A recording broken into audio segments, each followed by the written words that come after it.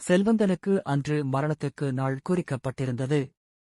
அவனது உயிரை கவர்ந்து வர யமதர்மன், யமதூதன் ஒருவனை அனுப்பியிருந்தான்.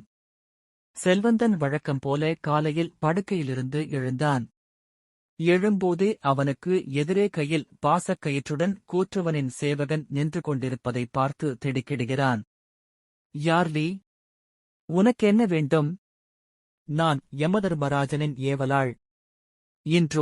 இத்தோடு உன் ஆயுள் முடிகிறது. புறப்படு என்னோடு. நான் சாவதற்கு தயாராக இல்லை. எனக்கு இன்னும் கடமைகள் பல பாக்கியிருக்கிறது. நீ போய்விட்டு சில காலம் கழித்து வா. அது முடியாது. நீ கிளம்பு என்னோடு. செல்வந்தனுக்கு இம்முறை சற்று கோபம் வந்தது. நான் யார் தெரியுமா? இந்த நாட்டிலேயே பெரிய பணக்காரர்களுள் ஒருவன். அனைவரையும் நான் அறிவது போலவே நீ யார் என்பதும் தெரியும். உன் வரலாறு என்ன என்பதும் எனக்கு தெரியும். பேச நேரம் இல்லை. புறப்படு. என்னுடைய சொத்து மதிப்பில் ஒரு 10% உனக்கு தருகிறேன். அதுவே 50 கோடிகளுக்கு பெறும். எதுவுமே நடக்காத மாதிரி போயிட்டு அட்லீஸ்ட் ஒரு மாசம் கழிச்சாவது வாயேன். நான் அதை வைத்துக்கொண்டு என்ன செய்வது? நீ உடனே கிளம்புகிறாயா இல்லை உன்னை கட்டி இழுத்துக் கொண்டு போகவா? அடுத்த சில நிமிடங்களில் தன்னுடைய நேரத்தை நீட்டிப்பதற்கான பேச்சுவார்த்தையில் அந்த யமதூதனுடன் மும்முரமாக இறங்கினான். 1 மாதம் என்பதை 1 வாரம் ஆக்கினான். சொத்தில் பாதியை தருவதாகவும் சொன்னான். கடைசியில் சொத்தில் 3/4 பங்கு தருவதாகவும் ஒரு நாள் அவகாசம் கொடுக்கும்படியும் கேட்டான். ஆனால் யமதூதன் எதற்குமே மசியவில்லை. இறுதியில் தன்னால் யமதூதனை படிய வைக்க முடியாது என்று புரிந்து கொண்டான். தனது தோல்வியை ஒப்புக்கொண்டு, சரி, இறுதியாக இதையாவது செய். என்னுடைய சொத்து முழுவதையும் கிட்டத்தட்ட பல 100 கோடிக்கு மேல் மதிப்பு உள்ளது. அத்தனையும் உனக்கு எழுதித் தருகிறேன். எனக்கு ஒரு 5 நிமிடம் மட்டும் அவகாசம் கொடு. என் பெற்றோரையும் மனைவியையும் குழந்தைகளையும் அழைத்து நான் அவர்களை பிரியப் போவதாகவும் நான் அவர்களை மிகவும் நேசிப்பதாக சொல்ல வேண்டும். இதுவரை நான் அவர்களிடம் என் அன்பை சொன்னதே இல்லை. அப்புறம் நான் என் வாழ்க்கையில் மிகவும் காயப்படுத்திய இருவரிடம் மன்னிப்பு கேட்க வேண்டும். எனக்கு தேவையெல்லாம் 5 நிமிடம் மட்டும்தான்.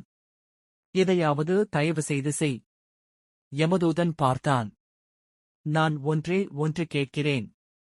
இந்த பல 100 கோடி மதிப்புள்ள சொத்தை சம்பாதிக்க உனக்கு எத்தனை காலம் பிடித்தது? 30 வருஷம் நண்பா.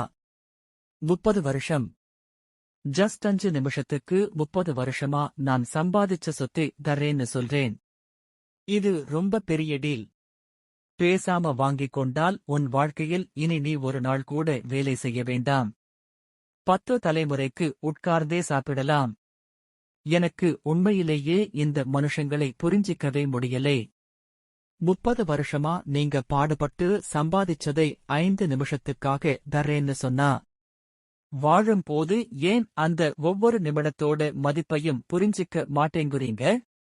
முடிவு வரும்போதுதான் நேரத்தோட அருமை உங்களுக்கு தெரியுமா? நேரத்தை நீங்க உண்மையிலேயே எப்படி மதிப்பிடுறீங்க? உங்களோட முக்கியத்துவங்களை என்ன? வாழும்போதே ஏன் இப்போ சொன்னதெல்லாம் செய்யவில்லை? யார் எத்தனை கோடிகள் கொட்டிக் கொடுத்தாலும் அழுது புரண்டாலும் ஒருவருக்கு விதிக்கப்பட்டுள்ள நேரத்தை தவிர ஒரு வினாடி கூட உயிருடன் இருக்க முடியாது.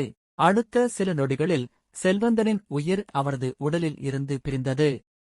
அவனுடைய பல 100 கோடி ரூபாய் மதிப்புள்ள சொத்துக்களால் கடைசியில் அவன் செய்ய விரும்பிய செயலை செய்ய ஒரு 5 நிமிடங்களை கூட வாங்க முடியவில்லை.